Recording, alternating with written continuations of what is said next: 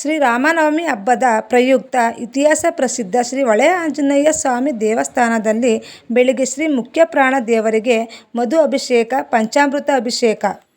ನಂತರ ನೆರೆದಿದ್ದ ಅಪಾರ ಸಂಖ್ಯೆಯ ಭಕ್ತಾದಿಗಳಿಗೆ ಮಜ್ಜಿಗೆ, ಪಾನಕ, ಕೋಸಂಬರಿ ಹಾಗೂ ಅನ್ನಸಂತರ್ಪಣೆ ಸೇವೆಗಳು ಜರುಗಿದವು.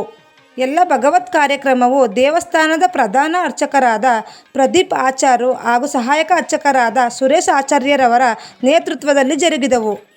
ದೇವಸ್ಥಾನದ ಪಾರುಪತ್ಯದಾರ ಎಂ.ಕೆ. ರಘುರವರು, ಮದ್ದೂರು ತಾಲೂಕು ತಹಸೀಲ್ದಾರ್ ರಾದ ಶ್ರೀ ಸೋಮಶೇಖರ್ ರವರು, ಕನ್ನಡ ಸೇನೆ ಜಿಲ್ಲಾಧ್ಯಕ್ಷರಾದ ಶ್ರೀ ಮಂಜುನಾಥ್ ಉಪಸ್ಥಿತರಿದ್ದರು.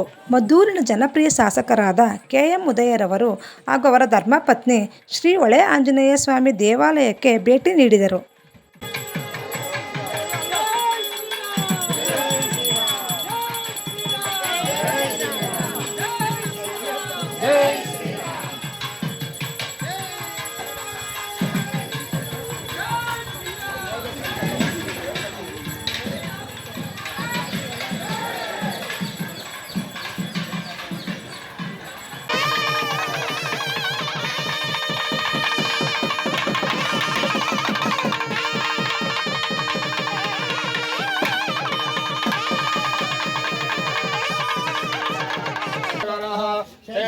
ैहासनः ब्रह्माण्डं वरमन्दिरं सुरगुणः यस्य प्रभुर्यात्सदायणध्याने कृष्णाभिमरसीडबल्गसरयो श्रीगण्डके गोमरे कावेरी